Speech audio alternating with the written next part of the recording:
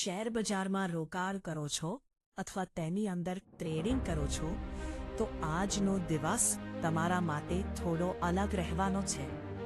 સામાન્ય રીતે શેર બજાર મંગળવારે ખુલ્લું રહે છે. જો કે આ પ્રસંગે 31 માર્ચ 2026 બજારમાં કોઈ ટ્રેડિંગ પ્રવૃત્તિ નહીં હોય. આનો અર્થ એ છે કે આજે તમે શેર ખરીદી કે વેચી શકશો નહીં. જો તમે શેર બજારમાં રોકાણ કરો છો અથવા તેની અંદર ટ્રેડિંગ કરો છો તો આજનો દિવસ તમારા માટે થોડો અલગ રહેવાનો છે. સામાન્ય રીતે શેર બજાર મંગળવારે ખુલ્લું રહે છે. જો કે આ પ્રસંગે 31 માર્ચ 2026 બજારમાં કોઈ ટ્રેડિંગ પ્રવૃત્તિ નહીં હોય. આનો અર્થ એ છે કે આજે તમે શેર ખરીદી કે વેચી શકશો નહીં. રોકાણકારોને 1 એપ્રિલ 2026 એટલે કે બુધવારના રોજ ટ્રેડિંગ કરવાની તેની આગામી તક મળશે. કોમોડિટીઝ માર્કેટ તરફ વળીએ તો ત્યાં પરિસ્થિતિ થોડી અલગ છે. National commodity and derivatives exchange NCDEX આજે આખો દિવસ બંધ રહે છે.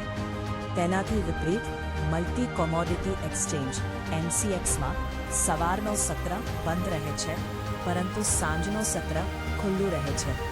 આનો અર્થ એ છે કે MCX પર ટ્રેડિંગ સાંજે 5 વાગ્યાથી રાત્રે 11:55 વાગ્યા સુધી ફરી શરૂ થશે. રોકાણકારોએ આગામી દિવસોમાં કેટલીક અન્ય રજાઓ પર ધ્યાનમાં રાખવાની જરૂર પડશે. ગુડ ફ્રાઇડે નિમિત્તે બજાર 3 એપ્રિલે બંધ રહે છે.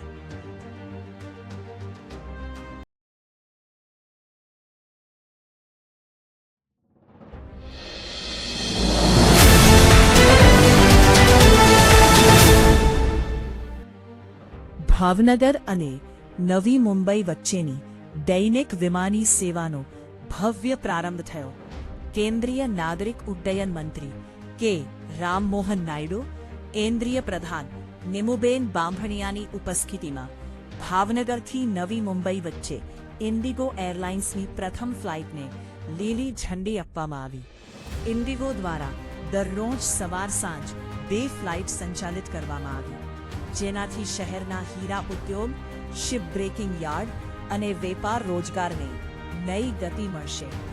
ભાવનગરથી સવારે 8:35 કલાકે અને રાત્રે 8:50 વાગ્યે એમ 2 ફ્લાઇટ નવી મુંબઈ માટે ઉડાન ભરશે.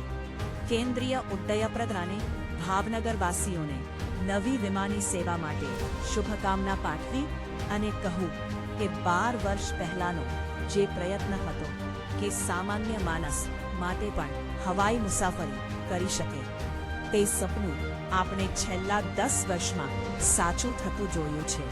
તેમણે આ માટે વડાપ્રધાન મોદીના વિઝનની પ્રશંસા કરી.